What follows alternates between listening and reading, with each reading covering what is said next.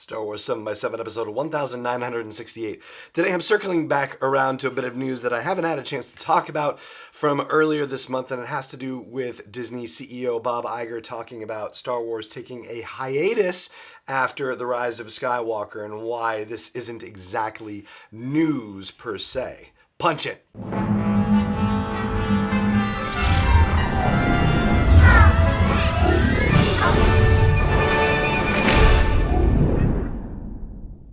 Hey Rebel Rouser, I'm Alan Voivod and this is Star Wars 7 by 7. Thank you so much for joining me for this episode, and if you have listened to the show for a while, then you probably know that this is still not the normal working voice here. Sorry about that, still dealing with a little bit of throat cold issues, but hey, show must go on, so let's get to it. Earlier this month, Bob Iger announced on his Disney earnings call that Star Wars would be taking a hiatus, and I guess I shouldn't use the word announce because that's not exactly what was happening. It was just something that he shared on the earnings call. And so some news outlets took this and mixed it up with the business about Benioff and Weiss stepping away from Star Wars to concentrate on their Netflix deal and said, oh, this Iger business comes on the heels of Benioff and Weiss saying that they're out. And that's really not an accurate way of framing the story. The fact of the matter is that back in May of 2019, Bob Iger announced that the next Star Wars movie would be coming out in 2022. So as early as 6 months ago, we already knew that there was going to be a 3-year hiatus between Star Wars movies. So unless some media outlets were sitting on the news of Benioff and Weiss getting a deal with Netflix in August, back in May, right? I mean, that doesn't make sense. It's just a way of stirring up trouble where there doesn't need to be trouble stirred up, okay? So we've known since May that there's going to be a 3-year hiatus between Star Wars movies. This is not news. And to further justify the fact that there's really nothing wrong happening per se, at least not with this whole hiatus business, right? Despite the fact that Benioff and Weiss have gone off to focus on their Netflix deal, Disney released an updated studio calendar earlier this month as well, and the Star Wars movies haven't moved. The next Star Wars movie is still slated for December of 2022. So again, Benioff and Weiss had nothing to do with the time period in between The Rise of Skywalker and when the next Disney movie will be coming. At least so far. It's just that when media outlets are reporting things saying, oh, it's about Benioff and Weiss, and it's not the case, well, that's just a little bit bothersome, basically, is what it comes down to. And now we're hearing from The Hollywood Reporter in their recent issue that a director has been chosen for the 2022 movie, and it won't be announced until January. This is apparently quoting anonymous sources, so who knows about that one for sure.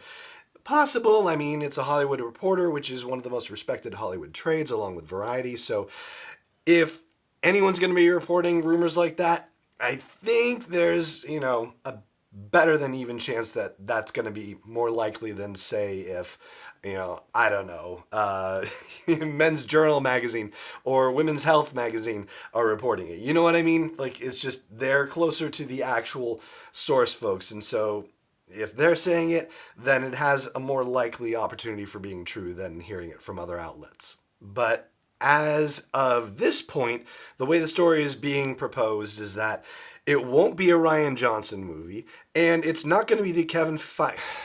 Gosh, I don't know how to pronounce his last name. The Marvel guy, right? Kathleen Kennedy says that one is a ways out, and yes, 3 years is a ways for sure.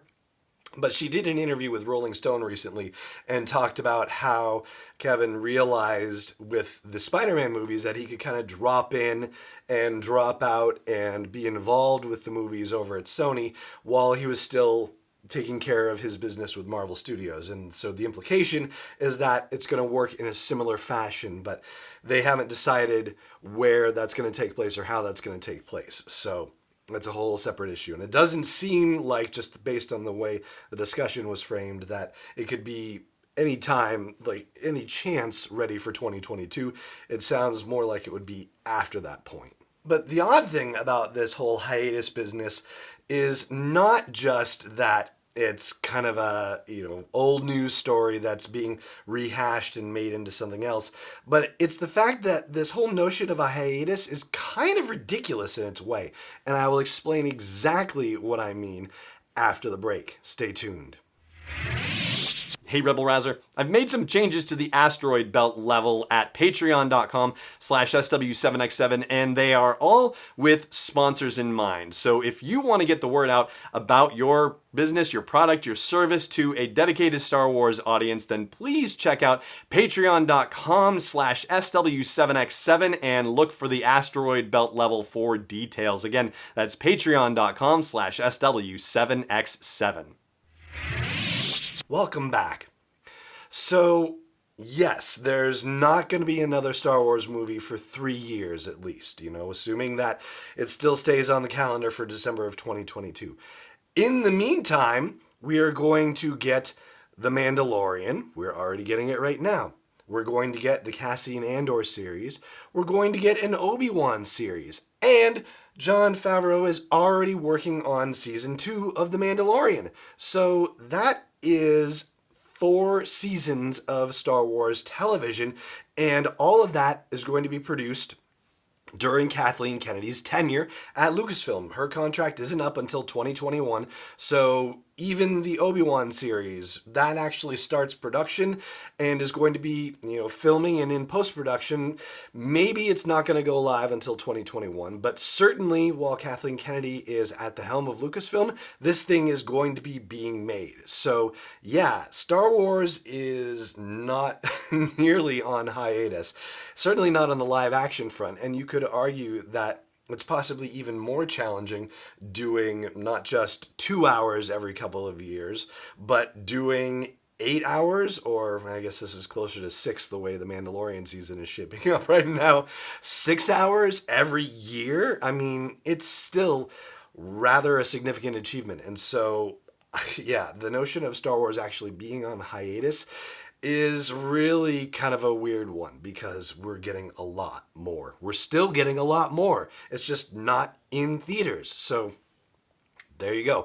And a lot of that has to do with the fact that Disney is looking at streaming television as the wave of the future, seeing how things went with Hulu, how things went with Netflix, how things are going with Amazon, and saying we have to be in this space as well, and saying as a company, strategic mission, this is where we really need to focus our creative efforts. And so you can see that being fulfilled with Star Wars. You're also going to be seeing it fulfilled with Marvel soon, and Disney and Pixar and National Geographic too. But yeah, we're not on hiatus.